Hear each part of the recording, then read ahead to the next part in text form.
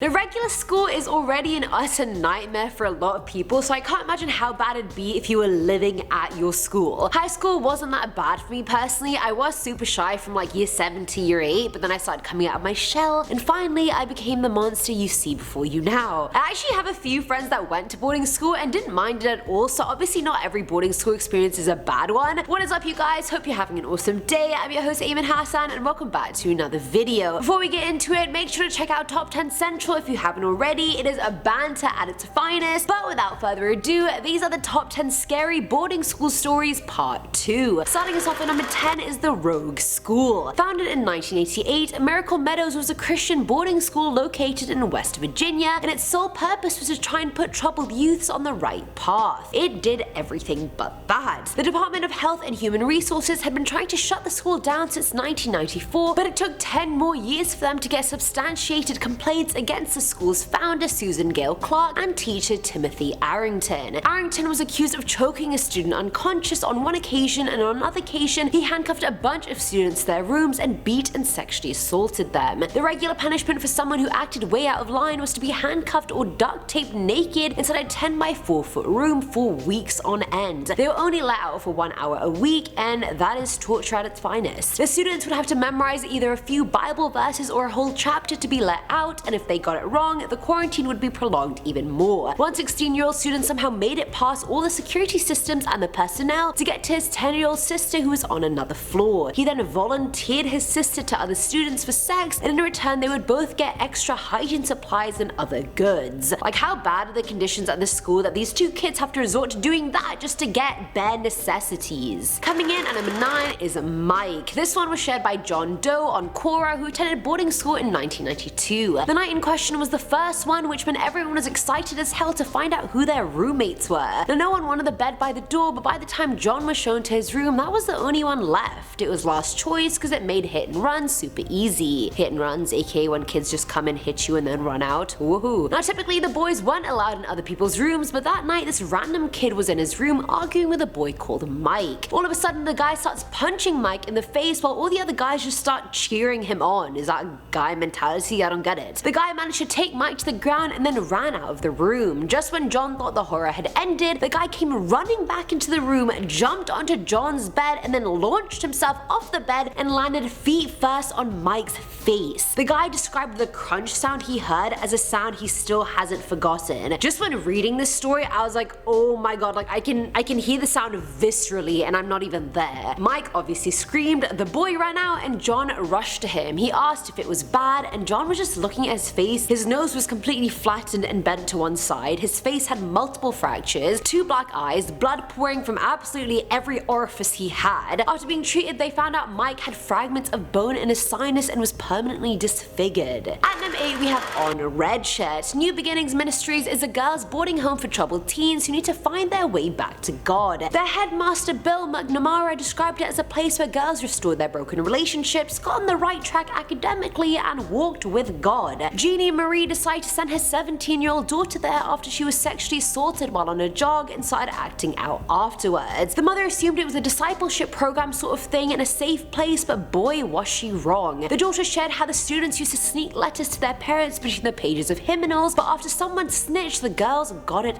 bad. Bill put the girls in isolation cells, but the daughter got the red shirt treatment. That involved standing in the corner of a room facing the wall for 10 hours a day with 3 breaks a day, 2 for the bathroom and 1 for praying. Since she had UTIs and menstrual complications, there'd be times she was put on red shirt and would just be standing there dripping blood, not being able to do anything about it. She was monitored by 2 older students that would chaperone her bathroom visits. The students weren't allowed to talk to each other every Friday from 6 to 9 p.m. and weren't allowed to contact their family for the first month and no one for at least 6 months. Even the number of toilet paper squares they used was managed. That's micromanaging on a level I didn't even know existed. She attempted suicide while she was there, as did many of the other girls, in order to just escape the torture. Filling at number 7 slot is Anonymous, shared by an unnamed individual on Quora. This experience occurred back in the 80s at a boarding school located in a huge city in one of the western states. 14 years old and in his first year, this guy was abused by his 40-year-old history teacher who was secretly a serial predator. Before the abuse started, the teacher started grooming the boy by taking an extra special interest in his work and repeatedly inviting him over over to his house for dinner, which, hello, inappropriate as hell. Now during one of these dinners, he insisted the boy come to bed with him, where he proceeded to force himself on him, and when he was done with him, he just instructed him to go back to his dorm. Too scared to tell anyone at the school, he kept it quiet. He didn't even tell his parents during Christmas break, and the next semester he just didn't take any classes with the man. After leaving the school, he had bouts of depression and became an alcoholic, and actually never had sex with a girl or guy after the abuse. Now at number 6 is water torture. The Hafsiba House is a Christian reform boarding school for troubled girls located in Winona Lake, Indiana. The school was an imitation of the Rebecca Home for Girls created by strict radio evangelist Lester Roloff. Navy veteran and former student at Hafsiba Karen Glover described a bowel and bladder torture that the students had to go through. She said they were given bran and then forced to drink a lot of water during breakfast, and then were not allowed to use the toilet till lunch. This wasn't even a punishment or anything, it was just to remind the girls who had the power and who was in charge. Despite supposedly trying to reform her, Karen was so traumatized after her experience at the house that she became a drug addict and a sex worker after leaving. On the frequently asked questions page of the school's website, one of the questions is literally, are students spanked? Like, why is that one of the most frequently asked questions you get? It also details how students have to write to both their parents and pastor weekly and are allowed one phone call a month. A month? Are you kidding me?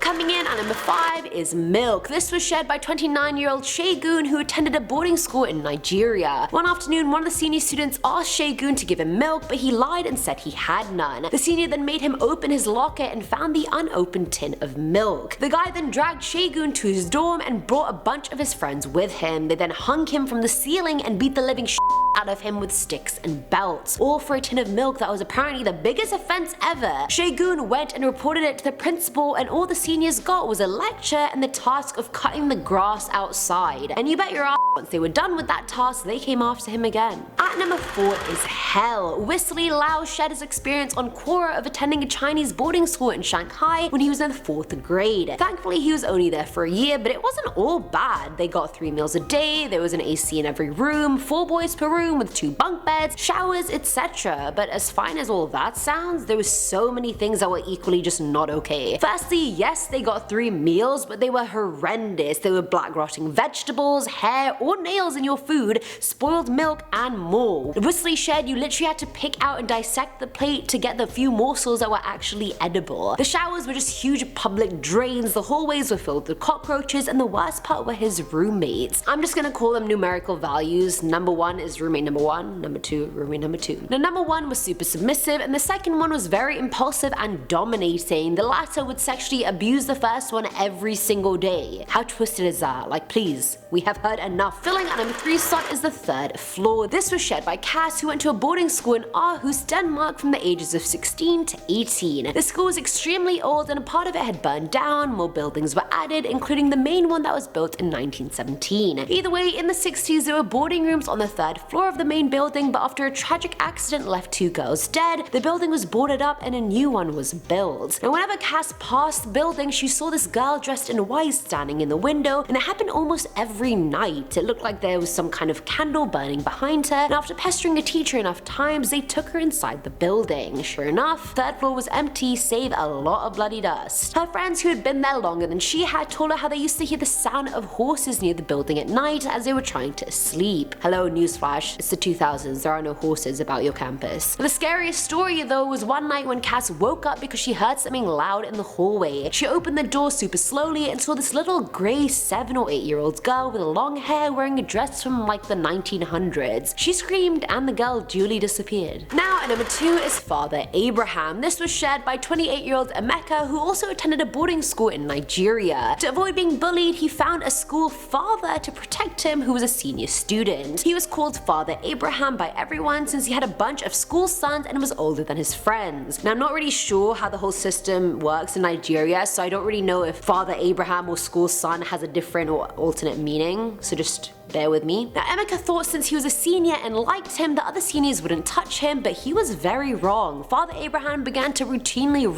Emeka, telling him he was his favorite and that he loved him the most and to not tell anyone. Well, turns out, years later, one of Emeka's friends told him that Father Abraham had a lot of victims, himself included. Little did Emeka know he was actually part of like a ring of abuse. And finally, at number 1 is Alcatraz. During the 50s, 9-year-old Judith Oakley spent 9 years at the isolated Upper Chine School for Girls located in the Isle of Wight. These days, the professor has a fridge magnet that lists some of the rules enforced in the high security prison known as Alcatraz. While telling the journalist, Judith shared the school was exactly like Alcatraz. It was on an island, so you couldn't escape. The dorms had metal beds and one tiny side table, and you were only allowed 2 of your own personal items, aka it was a cell. If you weren't eating dinner during dinner time, then you had to have your hand on your lap, and if they're on the table, you would get slapped. Judith's father contracted polio and passed away, and since she was on the island, she had had no idea at all. She only found out he was sick after he'd already died. Less than an hour after her mum had told her, Judith got slapped by a matron as she said, "Your daddy has died, I know that, but you're to stop crying at once. You know that you're not to make any noise after 7 p.m. They made her stop mourning because it was inconvenient. 60-year-old Judith claimed that after that she never cried in public again. And that is it for today's video, guys. Wow, that was a morbid one. I feel like I'm getting all the morbid ones these days. Anyone else agree with me? I don't really know. Let me know what you guys thought in the comments below. Let me know if you went to boarding school. How was your experience? I hope it wasn't like Judith's. As always, I've been your host, Eamon Hassan, and I'll catch you in the next one. Bye, sheeple. Arrington was a cute— Stop smiling! The headmaster, Bill McNamara. What is that? McNamara?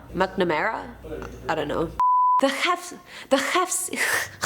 me just get my phlegm there. Why is it not working? The Hefsi— Yes! Sorry.